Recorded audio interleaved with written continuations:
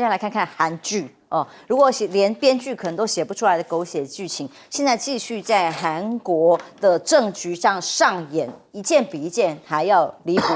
因为韩国宪政首例法院已经批准可以去逮捕尹锡悦了，因为3次检方传唤他都不到，不读不理的情况之下，已经昨天本来传出来第一时间就准备要去逮捕了，到现在为止还没有看到。而这个拘票开出来之后，必须在48小时之内决定要不要声押。所以如果前往逮捕了，会不会有所谓维安人的抵抗还不知道。而如果真的抓起来了，也还有48小时之内声押能不能被准呢？最多可羁押20天的这样子的惯例。所以接下来这个总统被弹劾掉之后的命运如何？会不会马上就被抓起来呢？据7天内要送往首尔看守所这样的分析哦，会变成朴槿惠的学弟吗？过去也一样被逮捕过，就关在这个京畿道义王市的首尔看守所。2007年3月底，当时就因为收贿啦等等的罪名13项被送到这里，收容人编号叫503，也是当时的总统。沦落到了阶下囚，丧失总统身份。而现在南韩的代理总统连续代理又代理，然后代理又有涉案哦，现在有另外一个案子成立当中，任命了2个宪法大法官，那么要求再议尹锡悦夫妻的毒检法，有2个部分，他的部分跟他太太金建熙都有所谓的毒检啊、内乱啊等等的这个罪名，准备要去对付，但才刚上任3天的代理的总统哦，碰到的是空难很麻烦的问题。因为呢，到底为什么会发生这么离谱？大家外界觉得不可思议的这种坠机的模式，造成这么严重的伤亡？液压系统是不是全坏了？恐怕还不止。麻省理工学院的飞航专家说的哦，坠机可能是因为飞机液压系统坏掉，这就可以解释为什么起落架没有放下也就算了，连用来减低速度的襟翼就侧翼也没有被打开，那有可能就是因为这样各种的故障，让驾驶会做出了错误的判断，非得要急着降落不可，完全没有挽救的余地。还有波音又出事嘛，泰国有2班的飞机一模一样的机型，都是737-800啊，结果呢是本来第一次要飞，跑道上停下来了，第2次急刹情况更严重，已经很高速在前进哦，结果最终机长通知说乘客没办法，他又回到原地去。原来啊，又是跟济州航空同一个机型，我相信这个飞机上的乘客应该都吓坏了，2次的停飞，而且是失去了动力的急刹车，还好还没有起飞，这真的是太可怕。是不是液压系统到底有没有哪里出了问题呢？这个是现在全球都要面临的问题。像印度，是不是波音从换了一个新的 CEO， 造成了全面的崩坏呢？其中所谓工程人员的依赖，把中华裔的人才给取代掉，引进很多印度的义工哦，印度裔的工程师哦，这个是从8月就开始做的事情。这样做的结果是什么呢？因为现在还要裁17000人，也不知道从哪里裁。光是软体外包印度的低薪临时工的部分，Bloomberg 就报道认为这会是非常严重的问题，因为经验丰富的工程师被裁了，用的是临时工，可能根本不了解，没有专业能力，但是很便宜，时薪$9，台币278块。通常这些临时工都能做劳力密集嘛，就想不到居然用这些来做软体的外包背景，通通都让大家外界非常的疑虑，尤其是这位被迫下台、股价马上上涨的这个前 CEO 米伦伯格啊，后来在美国联邦就是 FAA 的这个认定里头，让波音又当运动员又当裁判员，把他这个认同说安全的机型没问题，但现在问题是大家都不放心啊。波音737开始出现的飞行故障，已经包括了2018年印尼、2019年伊索比亚、2020年乌克兰都出现过坠机的意外，大家真的心惊，是不是全球都要来盘检这个波音的飞机了呢？印度呢，则是非常有个大梦，他们要上太空。先看一下画面啊，这个是印度成功发射的这个太空对接实验 SpaceX， 这个2颗比较小型的这个卫星升空了。那执行印度第1次太空对接的测试飞行任务。根据印度媒体的报道，印度从此会跻身为精通太空对接技术的精英国家。跟美国啦、俄罗斯啦、跟中国大陆要并驾齐驱，有这么厉害吗？印度航太部长说啊，印度太空研究组织计划在2025年的上半年，就今年了嘛，已经现在的上半年就要进行6次的大型发射。而且要世界上最昂贵的印美联合，印度跟美国联合生产的地球成像卫星都要来做哦。所以印度太空经济成长5倍，从84亿元到440亿元。当然了，这种印度航太部门的工作流程是不是真的符合太空科技这个精准的需要？大家外界当然也在看。彬哥，先来看看韩国，光是空难引起的全球的恐慌。韩国其实他现在进入一个很严重的宪政危机哦，就是现任总统到底能不能逮捕的问题。因为上次朴槿惠他被逮捕，是因为他已经被罢免掉了总统的身份，可是尹锡悦这个宪法法庭还没开，然后尹锡悦现在采取完全抵制的这样的一个态度，所以他马上要面临到，如果这个逮捕令送到总统府去，那总统的特勤接不接受？是啊，对啊，还是会直接跟你开干。所以这个没有人会知道会发生什么事情啊。所以我觉得这所有的困境都是尹锡悦为了他自己个人的利益造成，他会让韩国陷入非常大的混乱当中。这个人真的我不懂啊，你就为了自己可以牺牲掉整个韩国的利益吗？光是尹锡悦这一个政变到现在，韩国经济损失多少？然后社会整个骚动不安成什么样的程度？所以我真的觉得尹锡悦。光是从这一点来看，就知道这个人完全没有为韩国人在着想，想的都只是他自己跟他老婆而已。也许想他老婆更多一点，我不知道。但是韩国这次出了这个严重的空难，这空难当然目前只是初步判断它的液压系统可能故障。那是只有这个原因吗？还是有多重原因？有没有人为的因素？还有机场设计的问题？包括跑道底端为什么会有混凝土墙的问题？那当然，目前韩国的国土交通部是说这个是常态。很多机场都有这种设置，这完全符合法规标准。那如果符合法规标准的话，那我们的法规是不是有重新检讨的必要？因为这确实，如果当时没有那一堵墙的话，也许不会造成这么严重的爆炸，可能死伤会相对比较轻微。所以我觉得这些都是要去研究探讨的地方。那至于波音，老实说，波音如果还是采取现在这种心态，头痛医头，脚痛医脚，想尽办法节省成本，而不是想尽办法提高它的产品的质量，那我老实讲，波音未来大概只有问题更多而已。你如果说你是因为印度籍的工程师比华裔的工程师好，你把它换掉，我没有意见，因为你换好的人正常嘛。结果你是因为它比较便宜，便宜好多，对，然后因为它甚至就反正就无所谓，降低成本就好，甚至为了抗中，然后去把非安重完全不能开玩笑的事情做这样的一个调整，我觉得这个是完全不智的，甚至我觉得应该要去调查波音潜在的责任。美国因为他现在只剩波音这个民间航空公司，所以百般的呵护它。可是我觉得美国人如果持续用这种心态的话，到最后死一堆都是美国人，因为他飞机一摘下，他可不会管你是什么国籍的，因为他最近这几年失事已经太严重。那印度当然一直很想在太空上面去有所发展，去跟中国大陆啊、美国、俄罗斯啊一较短长，对，但是他现在进行初步对接，我当然是预祝他们能够对接成功了。那可是我必须说，印度要成为真正的太空大国，恐怕还有很长的路要走。我们就随便举一个例子好了，印度到目前为止累积的火箭发射成功率大概是78%到79%左右，可是中国大陆的发射成功率是96%多，也就是你光是火箭发射的损失就比人家多了10%几。那你这样的成本就造成非常严重的增加，更不要说火箭一失败，上面搭载多昂贵的卫星都完蛋。所以这是印度必须要去克服的问题。如果你没有办法让你的发射成功率达到先进的水平的话，你说要追上这个世界第一流的这个行列，我认为是根本不可能。那教授，美国制造的波音现在在南航发生这么严重的空难，跟它的政局一样，都还在乱。我觉得波音如果不赶快解决这问题哈，因为它的脚步实在太慢了。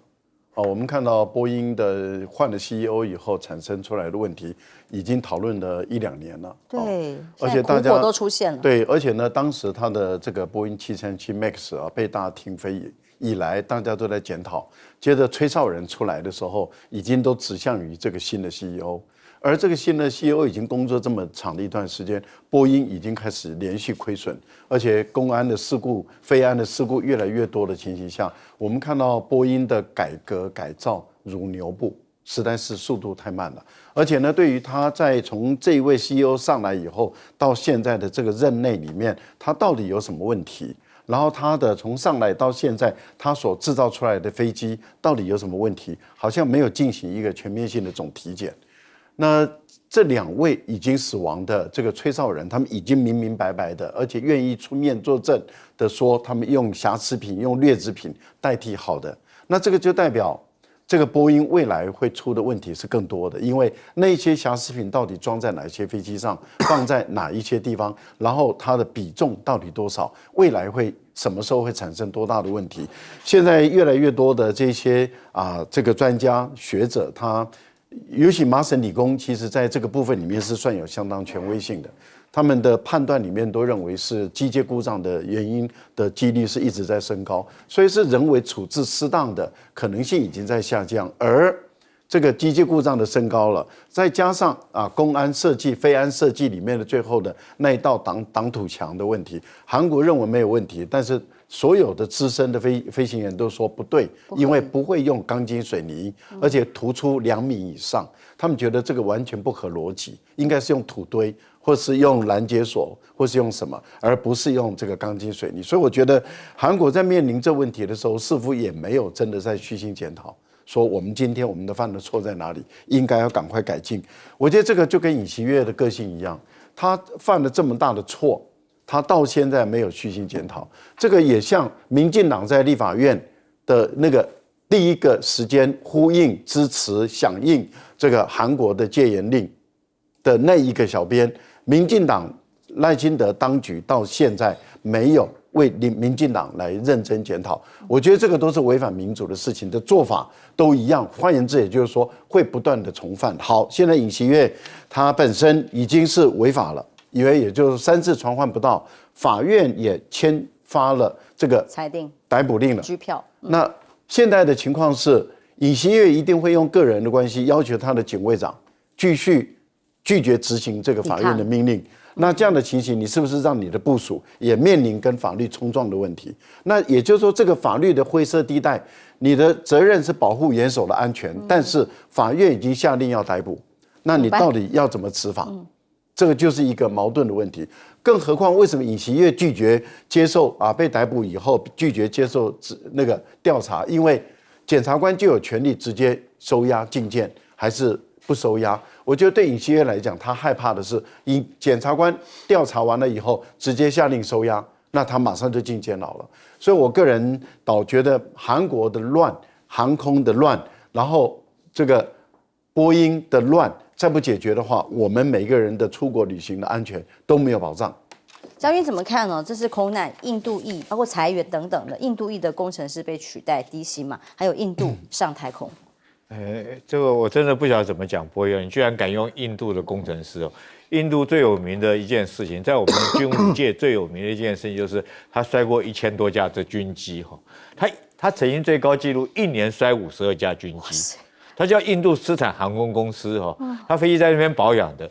那他们很有名的，大家经常讲一个笑话，就是印度的这个印度斯坦航空公司，他们检修一架飞机，检修完之后，这个零件拆下来，再组装回去以后，组装完以后手里面有一把螺丝，不晓得从哪里拆下来的，然后他也不把它拆回来重新折，他就整把螺丝就给丢掉了。天哪！所以他最高纪录，这是有证可查的。他从印度空军到现在成立到现在，摔了1000多架，最高纪录1年52架，一年大概每个月平均摔4到5架飞机。那你波音，你居然你这个偷用，你用一些这个料件也就算了，你连这种工人的钱，这个你都要省，那以后谁敢做你的波音客机啊？因为这次来讲的话，其实我相信，如果说是波音失事率要这么高，就像是这个印度斯坦的这种印度空军来讲失事率这么高，我跟你讲，这不是几率的问题啊，有时候是几率就是运气不好。但如果说到这种程度，那就是科学的问题嘛，就是你到底什么地方出了问题。那我另外讲说，韩国这个东西确实，我跟你讲，乱不完了。你知道这个韩国多有意思，我们当做吃瓜群众当笑话在看。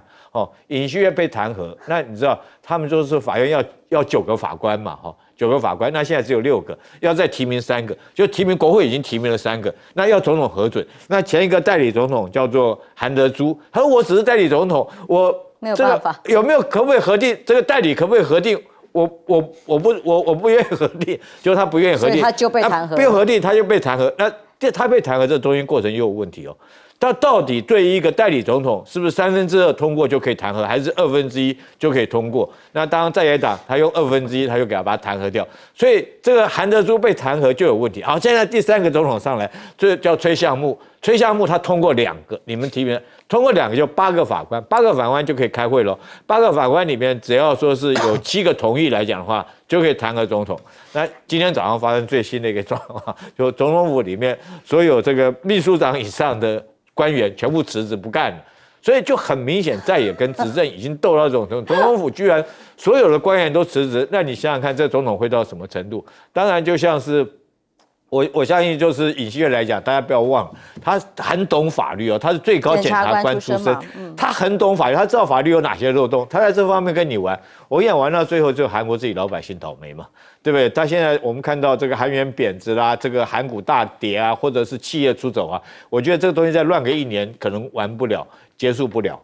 2025年来了，今年最大的变数当然是1月20号，川普准备重回白宫了。川普上来之后呢，可能会有哪些包括关税啊，或者国内的政治的措施，跟其他国际的影响很大的是，中国大陆现在等着的是不是华为又要更多的制裁，准备会上路了呢？华为的轮值董事长孟晚舟发了一个文，他说：“月黑见鱼灯。”教散作满河星，还蛮文青的用语，告诉大家说，已经经历了最黑暗、最迷茫、最挫折的时代，但现在已经从不可能到可能。他讲的就是原生的鸿蒙系统哦。当原生的鸿蒙系统的科技进步呢，可以操作10多年的发展之路，创造的速度，就让华为可以重生啊，或者打败所有的打压吗？那他们说用一种方法来想办法打破打压。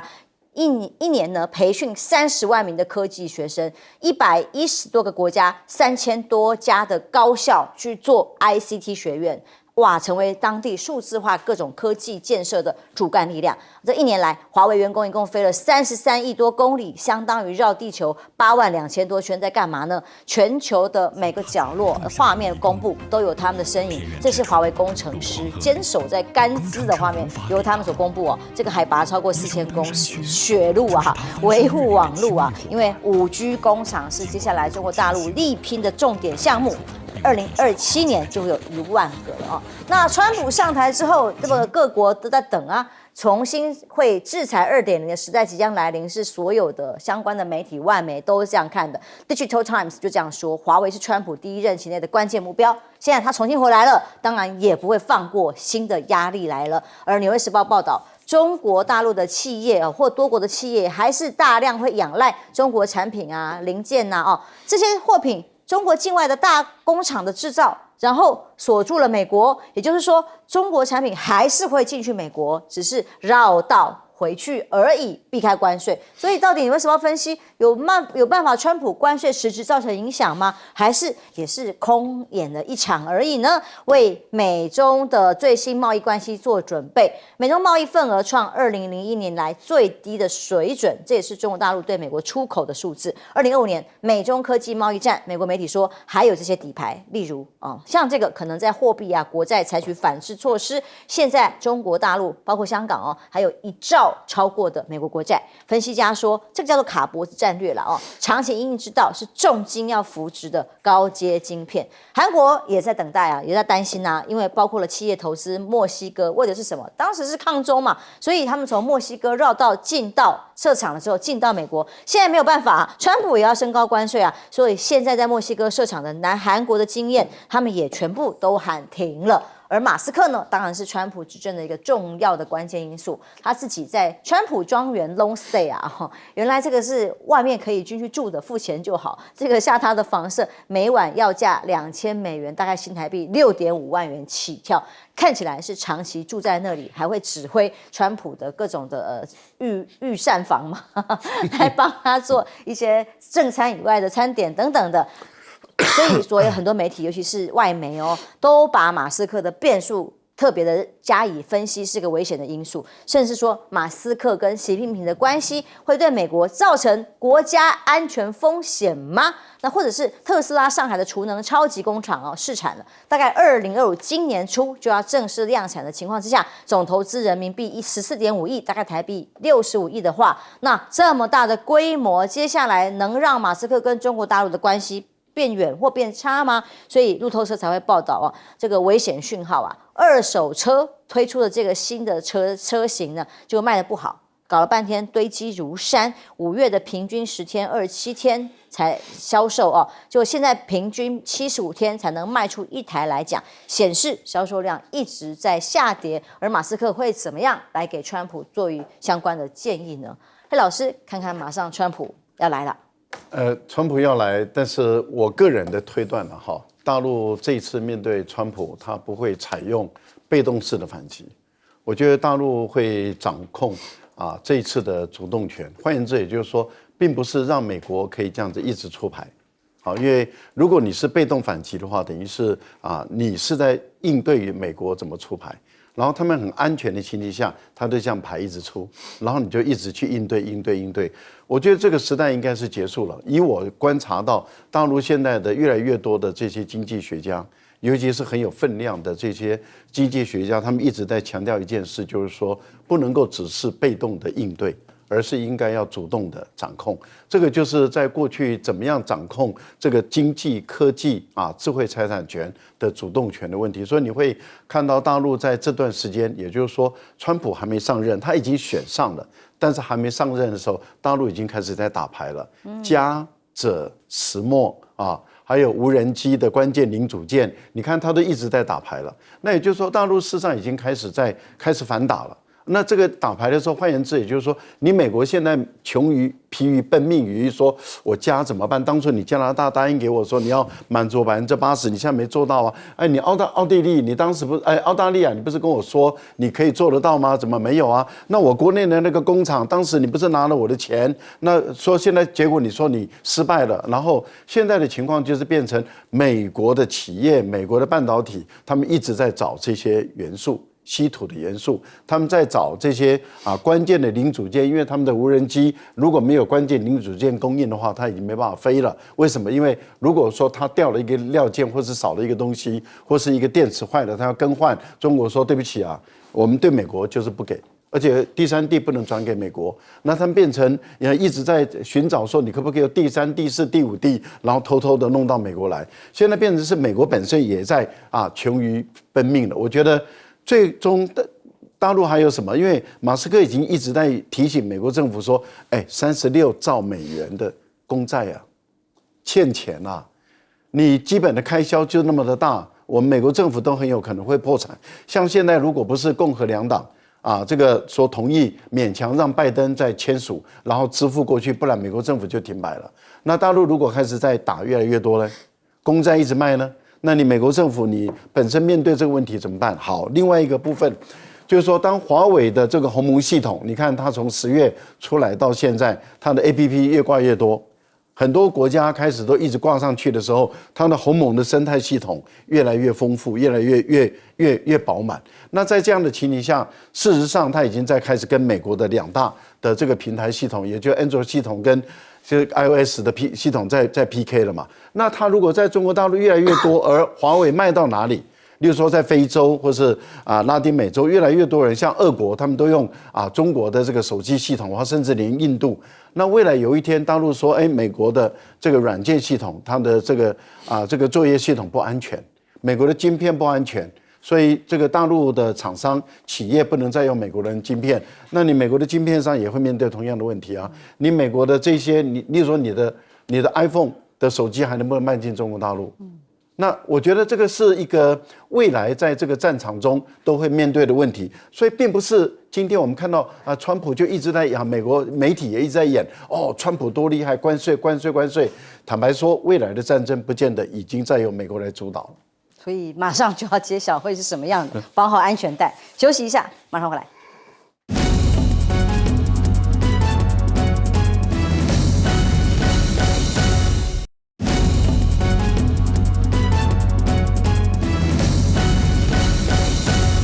川普1月10号就要上任，正式就职回去当总统。其中呢，马斯克的关键角色，大家都在看，现在几乎亦步亦趋啊，连住都住在海湖山庄，长期相伴左右。其实我特别要讲哈，其实马斯克哈，其实跟川普两个是两肋插刀的兄弟哦，大家不要小看他，因为那时候川普因为这个国会山庄事件，然后被推特把他封锁之后。就马斯克是直接把推特买下来以后，然后把他账号解封，所以他们两个是两肋插刀的兄弟，所以他现在住在海湖山庄一点也不压抑。那他会不会影响到川普？一定会影响到。那我觉得从这个储能设施，我们来做一个研判哈。这个因为它会影响到川普，那川普以后跟中国之间在这个贸易方面来讲会有什么影响？你知道马斯克现在做这个是什么？你知道它是储能设施。什么叫储能设施呢？它不是除我们这种核能发电的电啊，或者不是，它是除绿能的电。因为我们都知道，说是绿能来讲，因为白天有太阳可以发电嘛，太阳能，然后有风力的时候可以风力发电。但是问题是没有风、没有太阳的时候就没有电。那我们白天用的电如果用不完的话，就要把它储能存下来，用一个电池把它储能存下来，然后晚上再放回来用。那现在马斯克在做的就是这个工作哈。那这种储能设施其实可以分大、中、小。一般小型是属于家用的哈，就是大概如果说我们家里面自己发电，一个小型的储能设施，一个电池就够了。那商用来讲的话，就稍微要比较大一点哈。那马斯克做这个每一个规格有多大？有一个电池有一个货柜箱那么大，所以非常大，它是属于工业用的。那为什么他要做这个来储能呢？可见他看重中国以后未来的发展。他平常讲，就我们结合看下面那个车子来讲，他说皮卡刚出来，电动皮卡刚出来，确实是很红哈，包括红到连这个车臣共和国那个总统都想要买一部。但是现在来讲，因为大家赏味期过了，就没有那么热门。那他特斯拉这个长得是怪怪的，我个人啊，它是皮卡。他是皮卡，那时候他有送车臣那个总统卡，那个有送他一辆，对不对？好，那时候大家还做一个梗图，上面加一挺机枪啊，干什么？把它当做这个像是中东那边那个拖鞋军的那种样子。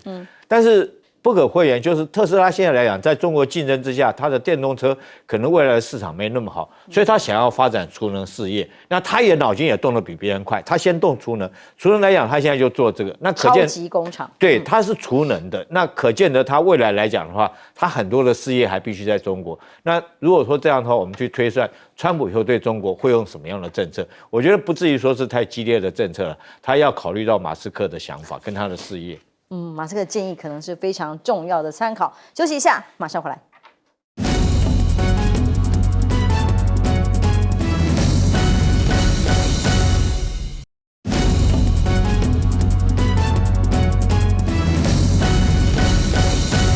华为经过美国大规模的封杀之后，现在的处境，川普回来了，看起来又有重新2.0的封杀，但华为说他们挺过来了，有原生系统产生。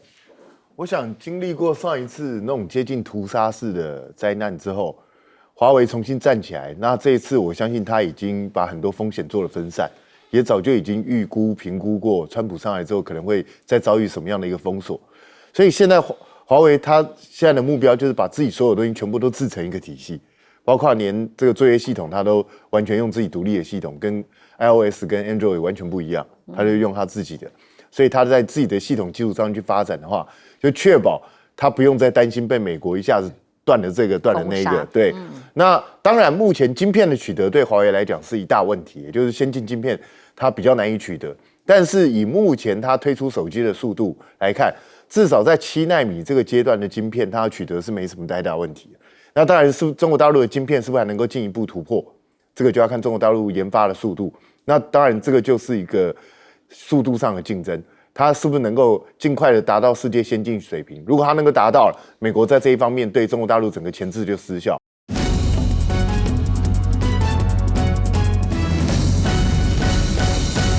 观众平安，新年快乐！欢迎收看 TBS 新闻大白话，我是王浅秋。首先介绍这一节跟我们去讨论最新国内国际议题的来宾，第一位是资深媒体人谢寒冰，主持人好，大家好；国际政治专家赖岳谦老师，主持人好，观众朋友大家好；退役少将厉正杰将军。浅秋好，各位观众大家好。元旦嘛，当然先继续来看一下总统的元旦谈话，继续仍然是抗中的基调。他告诉大家呀，民主阵营要共同解决俄乌战争。台海要能够和平稳定呢，才是世界安全跟繁荣的必要元素，所以很重要嘛哦。台湾要居安思危，继续提高国防预算，强化国防力量。那呼吁呢，全球的民主阵营啊，要携手合作，撑起民主保护伞。哇，比民主保护伞，台湾也是一把重要的一个推手哦。他这样谈，讲了48次的台湾，中华民国一次都没有提。上次国庆的时候还记得要分开来啊，或组合拳啊，这次完全从心而出发，只讲台湾。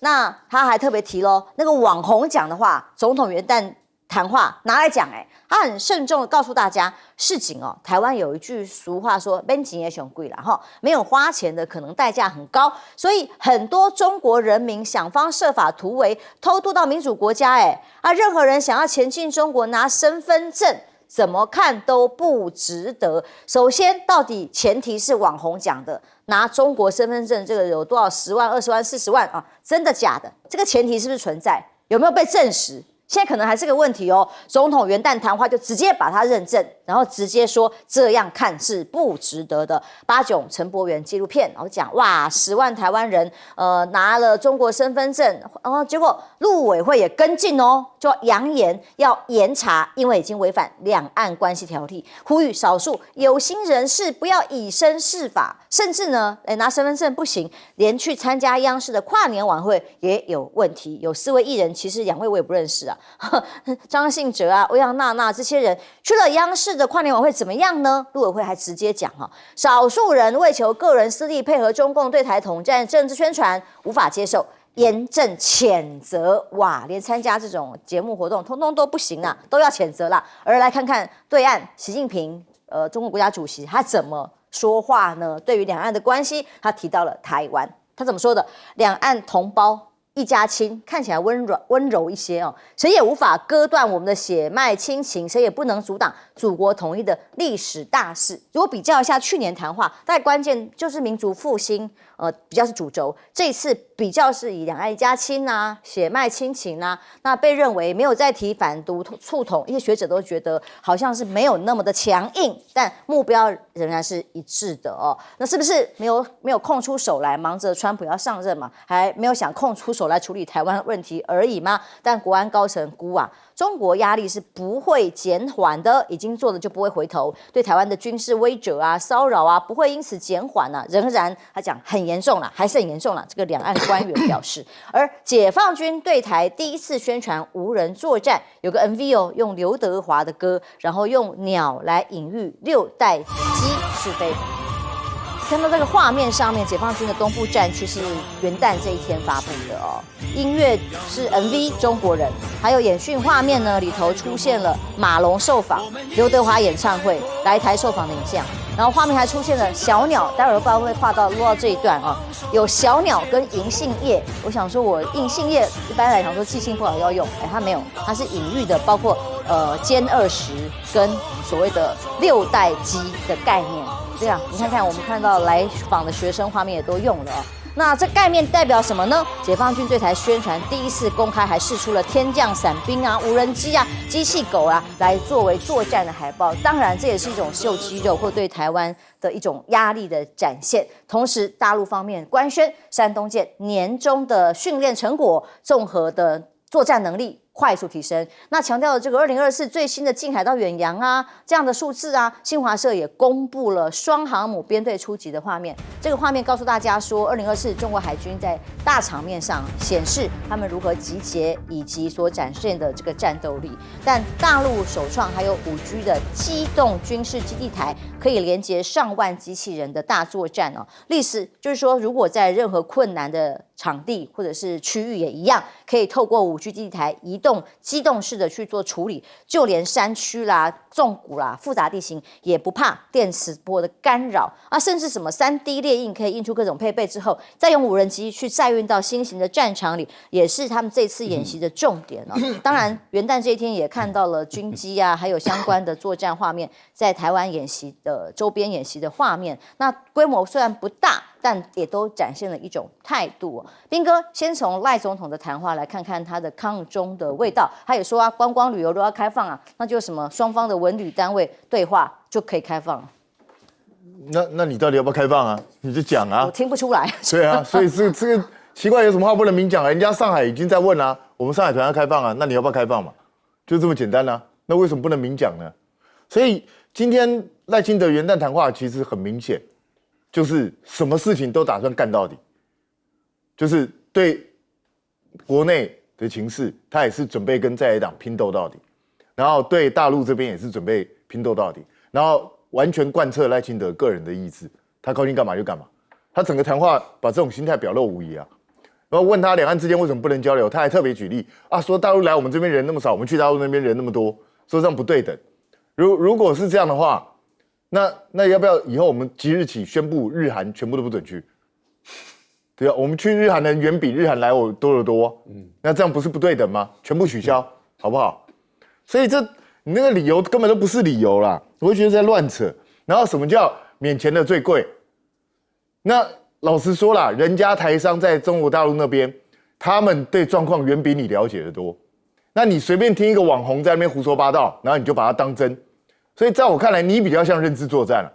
你把一个根本都没经过证实的事情，如果我经过证实，陆委会就不用去查啦，可以直接公布告诉我们，现在有多少台湾人在中国大陆拿身份证。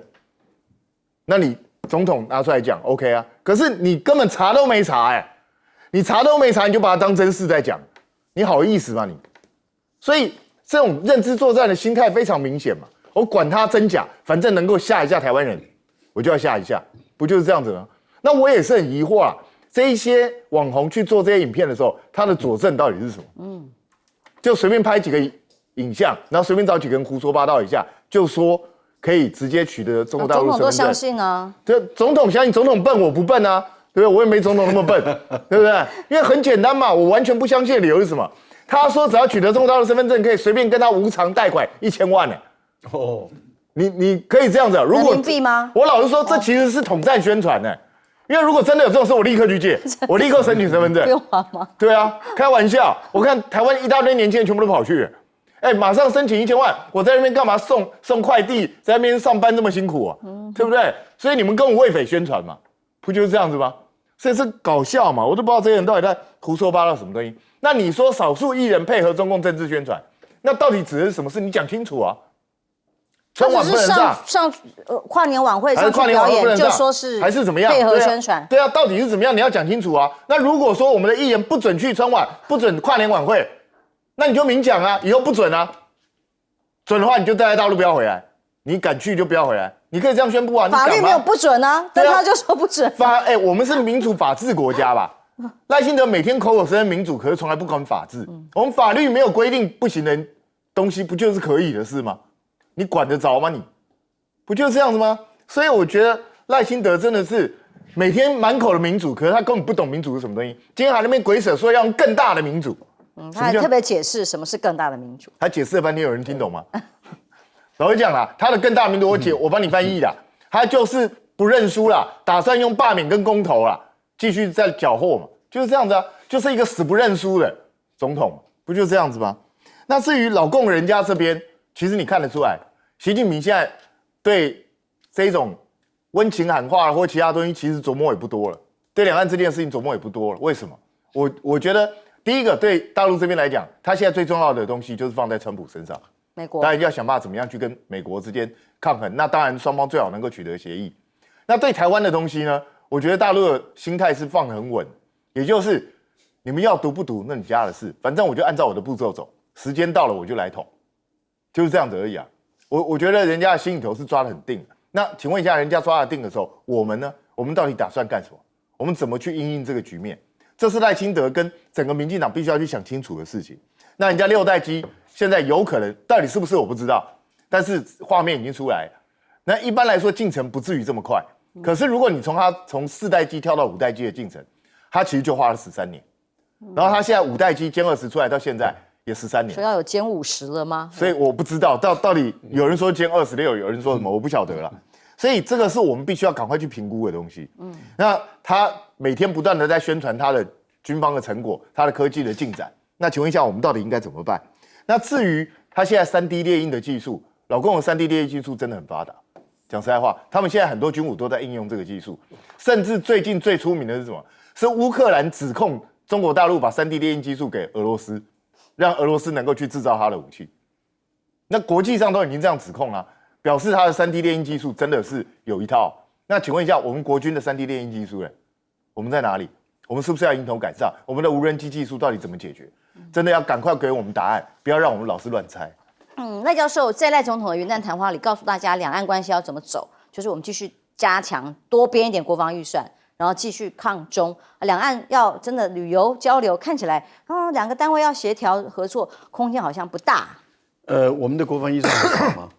我们从过去是3000多亿新台币的每一年的国防预算，在蔡英文的时候逐年增加，现在到6000亿啊，5000亿到6000亿的国防预算了，那已经到了2%点多了。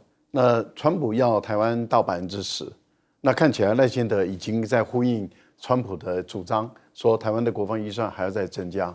那你在增加的时候，我们的整个国家的总税收要不要增加？你要不要把这个年轻人一个月拿30万块的人全部都要征税？分一下地方都不行，对不对？但是买武器就行。对啊，这是第一个问题嘛。你是不是要对于我们的年轻人一个月30万的年轻人，你还要给他收税了？这第一个。第二个，谁反民主？你才4成呢。你是4成选票你连修法修成说我们的总统选举改为2轮制，一定要超过1/2，你都不愿意，你都直接违反民主。你今天就是用了这个假民主，少数总统4成，你凭什么代表我们6成的台湾人？你没有资格代表6成的台湾人，这一点搞清楚啊！违反民主，假民主。第三个，在国会里面，在立法院。你民进党是少数党国民党是多数党最大多数党是国民党。按照欧洲的民主政治，最大多数党来主政。你今天剥夺了国民党组阁的权利，假民主，违反民主。你根本就是我违反民主嘛，因为国民党是最大的政党结果他不能够组织内阁，而由你少数的民进党来组织内阁，假民主，反民主，你违反民主。你根本不配在民主阵营里面，民主进步党根本不配在民主阵营里面。我觉得这是第一点。第二点，我们的艺人参加跨年晚会、参加春晚，他获得了他的报酬有什么错？我们台湾也有一些演员跑到美国好莱坞去演戏，也赚了一些钱；跑到日本去打球，也赚了钱，有什么错？更何况我们的台商多少人每一年从大陆赚钱，赚钱来了以后缴税。你今天的薪水不是就是我们台湾的企业家到大陆赚钱供应你的嘛？不然你凭什么有这个薪水，有这样的一个钱在花？你花了几千亿的钱，都是我们台湾人、台湾的商人在大陆赚钱的纳税钱呢？那你是不是都要吐出来？我觉得想清楚嘛，自己不要在那边丢脸了，丢人丢在这里。然后今天大陆上海团说，我们的观光可以开放啊，开放结果呢，不要。不说，到现在不吭一声。身份证的事，身份证就是身份证，居住证就是居住证。那你有一些外国人在台湾长期居住，他拿的是居留证、居住证，是不是身份证？绝对不是嘛。一个外国人在台湾工作，他拿的这个居住证，你说他就是身份证吗？不是嘛。你自己心知肚明嘛，你自己心知肚明，你为什么要对台湾的老百姓说谎？你告诉我们有哪10万人拿了大陆人的身份证，把名字点出来，你敢不敢公布？你不敢的话，你在一个国庆演说或者不是国庆元旦，你在元旦演说的时候，你讲一个假消息、假新闻，我们严重谴责。我们现在就是要有一个这个破除假新闻，你不是搞了一个什么谣言什么中那个吗？事实查核中心，事实查核中心，你先查核一下你的事实吧。没有，最大的民主就是我们的才是事实，你们都是谣言。原来你才是事实查核中心应该查核的人。事实查核中心做一点事嘛，查核一下。赖清德说，我们10万的台湾人已经拿了大陆的身份证，查清楚一下他的消息来源。八囧啊，他就相信八囧啊。将军，因为3D 列印无人机几乎是改变了整个作战的样态，然后现在又有一个新的可能6代机，在用影片里面来代表它的研发成功了，你怎么看？其实这3D 列印影响真的是非常大。我等一下再跟大家讲，我先讲空降作战，因为这真的是我们老军人的心中的痛。你知道，其实我们我们这一辈军人，我们都知道台湾什么地方能够空降作战。你知道空降作战来讲的话，我甚至于解放军，我们那时候资料有多少架运输机，我们都知道275架，275架以妥善率80%来讲的话，它一次可以空降9个步兵营，然后还带110辆的轻战车。你知道它空降不会独立空降作战，它一定搭配了登陆作战。就是说，我们那时候经常被考验到啊。对，我在防卫作战兵役推演的时候，长官就问我说：“李连杰，你现在先打登陆的敌人，还是先打空降敌人？因为同一个时间一定是一起来的嘛。这时候你就是要下决心的时候。但你知道，我们都知道，我们国军都知道什么地方能够空降。我们经营台湾战场经营那么多年，怎么不知道？你知道现在反空降的阵地到什么地方去了？我跟你讲，被盖光电厂。我举一个地方给各位讲。台湾最容易被登陆，同时空降跟登陆的地方叫做加入塘海滩，每次在那边实施正规登陆，对不对？然后空降地方叫昌隆农场，那日本人都知道那个地方，所以在那边盖了一个营区，准备做反空降跟反登陆作战的，叫做石头营那个营区。现在大家去看那个石头营区，已经全部盖满那个光电板了，已经没有基地可以用了。那你知道我们有多离谱？你知道？那我们都知道要空降，敌人会空降，你知道我们空降作战采用什么方式？我跟你讲，你不要笑哈。我们叫怪手开过去，那边举起来，然后当做反空降桩。这样怎么反？就对，不好把怪手降落而已。开到敌人可能空降的地方，把那怪手力。我跟你讲啊，你不要当笑话，真的是这样子做过。有一年汉光演习就说这个动作，然后出这个主意的人现在在民进党当高官。我跟你讲，我们台湾的作业，你是抗中保台，你是不是在喊假的？那3D 列印有多重要？因为后勤运输包括补保运卫，对不对？保修3D 列印以前我们经常讲说，这个大陆来讲，这个运输来讲，跨海作战是它的一个短板。它现在大可以，我一台3D 列印机摆在这个地方，我战车某一个零件坏掉以后，我电脑传输过来，我这边立刻3D 列印出来，我这个零件马上装上去。所以你想想那速度有多快，我就不用再运输过来了。那是不是节省掉运输的空间跟时间？然后我现在需要什么样的零件来维修，我马上可以来实施维修。譬如说，我在战场上某一个武器装备，我现在损坏了，那只要换一个零件就可以，我马上可以列印出来就装上去，我不必等后面送过来，我也不必把这战车送回去修。所以对我们来讲的话，就解决掉这个补保运卫的这些问题哈。这个整个运输跟你知道这个战场上面后勤是很重要，后勤里面就是保修是非常重要。你如果说一辆战车一个零件坏掉，它可能不能用，但是我马上可以装上去。那以前来讲的话，必须要拖回2机场、3机场，对不对？才能够修。那现在来讲，我不需要送回去了，我立刻在这边，我3D 列印出来，我就从大陆那边把这个影音资料传过来，我就可以。另外，我特别要讲哈，这个。有关于大陆这次释放这个影片，我觉得是针对我们台湾，很明显的针对我们台湾最近买的这种在那边自己在那边嚷嚷着要打城镇战，针对这个来的。因为我们今年的去年了，现在应该讲去年汉光演习的最后一个阶段演练叫城镇的这个国土防卫综合演练韧性作战。那时候确实演练这科目就是要打城镇战。那我们城镇战最怕什么武器？就是机器狗嘛。对不对？我想没有人敢否认这件事情。那他如果说是现在5G 基地台设在这个地方，同时可以遥控好多只的这个机器狗，上面带着这种机枪或干什么的话，我们凭什么去跟人家打城镇战？我觉得像这些都是很现实的一个问题。不管敌人空降或者机器狗或城镇战，当你没有相对武器的时候，你这抗中保台就是在喊假的。你让这些军人怎么去跟人家应付人家作战？那嘴巴抗战打仗不是嘴巴讲，而是要真枪实弹去打的。